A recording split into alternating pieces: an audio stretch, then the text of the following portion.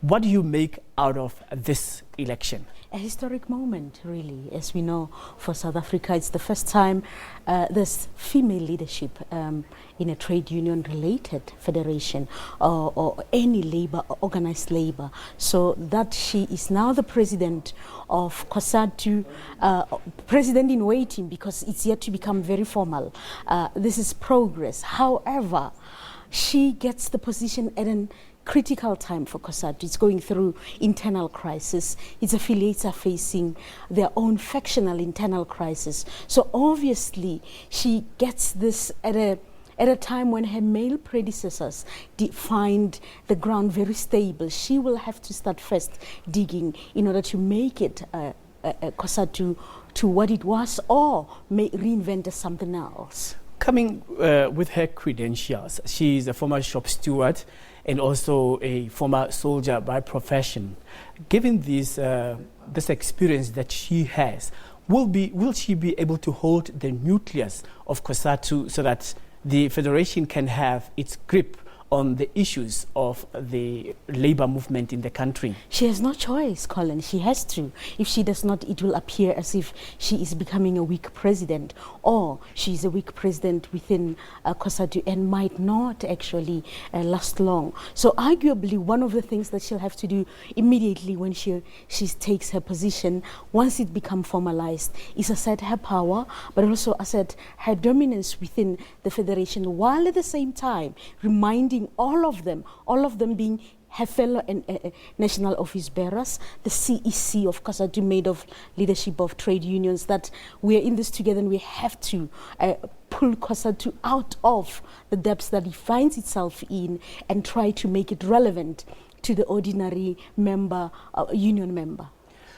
Now, when she gets into office, is she walking into the office of a Cosatu that is licking its wound from historical shenanigans? For example, when Cosatu was imploding on whether or not to support Jacob Zuma in the past, you saw how it bled membership. Secondly, you saw how the leadership also was compromised, the likes of Zwelinzima Vavi. Even before then, former President Willie Madisha. Now, coming to the present Cosatu, is she really going to lead a Cosatu that has some cracks within it? Absolutely. The features are very clear within Cosatu. And it would be, I think, misleading, and it would even be perhaps unfavorable on their part in her leadership to think that everything can be swept under the carpet. After all, she finds a Cosatu that has had a divided position leading to the election of ANC president. She finds a Cosatu that has changed. It used to be dominated by private sector unions. Now, those in the rise are the public sector union. She finds a Cosatu that some are saying the end of the private sector union has come and the beginning of the public sector union is here. As such, she's going to have to find resonance within affiliates such as SAMU, affiliates such as Nahau and SADU, and find support within that NOBC. We heard at the beginning that SAMU was not in good standing, and also without NUMSA. How is this Cosatu without those members? She's going to have a hard time. One of the things is having, if you listen to or read the organizational report, the argument they put forward is that we must change the constitution of Cosatu so that we can allow ourselves to be able to intervene when affiliates have problems. Of course, historically, affiliates have said to them, you cannot meddle in our affairs, because when you do, you pick sides. And for that, for me, SAMU is her first biggest task. Will she be able to unite SAMU, or will she see SAMU leaving and perhaps finding home outside Cosatu? Do remember that their numbers may have dwindled, but they are the biggest municipal workers union in South Africa. And I think were they to leave, even a portion of them were to leave to join the other federation, it would be a blow for Cosatu, but it would be a blow under her presidency. Hence I say she's going to have to hit the ground running once she is officially announced that she's the president. Can Cosatu reinvent itself post this conference? You must remember that also it is the baby of Cosatu to check if its organizations are also in good standing in terms of their membership. The National Union of Mine Workers has a big challenge when it comes to AMCU. It has been bleeding membership in the gold sector as well as the platinum sector as well. Yes, it has to. Cosatu has no choice but to reinvent or reimagine themselves. I cannot see them moving forward with the same pattern that they've carried for the past 20 years. For two reasons, Colin, that work has become precarious. What used to be work, what we used to know as 9 to 5 work has changed. People can work from home. The definition of work itself has changed. That's the first reason. The second reason, they find themselves organizing within an economy that is globalized, within a globalization that has introduced new things in the workplace, such as technology. They find themselves, as South Africa, on the advent of the fourth industrial revolution, that which unions have found to be battling to cope with or to counter in terms of how do they upskill their people when robotics and automation take over. So it has to reimagine itself. It has to, and I wrote a column saying Cosatu has to undergo an extreme makeover, not just at the leadership level, but in how it presents issues of policy of itself moving forward. We've got two issues to talk before we part ways now. Can I just pick your brain on this issue of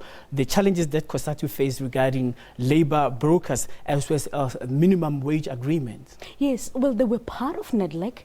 They, and as you heard President Ramaphosa tell them yesterday that this is your victory, the national minimum wage. However, it comes with added caveat, so to speak, to say within that national minimum wage, in the future, your members may have to ballot for strike. That is something that unions have always regarded as sacrosanct, that cannot be touched. Now they find themselves with a national minimum wage that comes with a stick and carrot. It may be implemented. It may lift, of course, 6 million people out of poor, terrible wages into the proposed wage, but it comes with a but. And then the other thing is that they are going to have to reconfigure themselves within the alliance. For many have said to them, you have become a labor desk within the alliance. You are no longer respected. You have to position yourself in such a way that you are seen as an equal partner and not a member of the alliance. Going forward, Cosatu as a labor federation has a big challenge with regards to the thin line between politics and the workers' rights. How do you think the organization needs to manage this, especially with regards to the legacy that the former president leaves behind, Mr. Stumo Dlamini? Well, the politics, Colin, have always straddled the same line within unions as labor issues, particularly in South Africa because of the historical narrative of how unions became involved within the politics. As such, it's hard to separate them from that. However, it's important that Cosatu focus on issues of workers. As Gwede likes to say to them, do not become preoccupied with succession battles within your alliance. Focus on the bread and butter issue of your members, of collective bargaining, but perhaps now moving forward, of finding voice within the workers that just not resonates only with work issues, because you and I know when we leave here, when everybody leaves from work, they go home to a society, to a community. So Cosatu has to find issues that resonate with workers, not just at the workplace, but at a societal level. I think if they do that, they stand a chance perhaps of surviving beyond worker-related issues. As we end the interview, retrenchments, what's your view?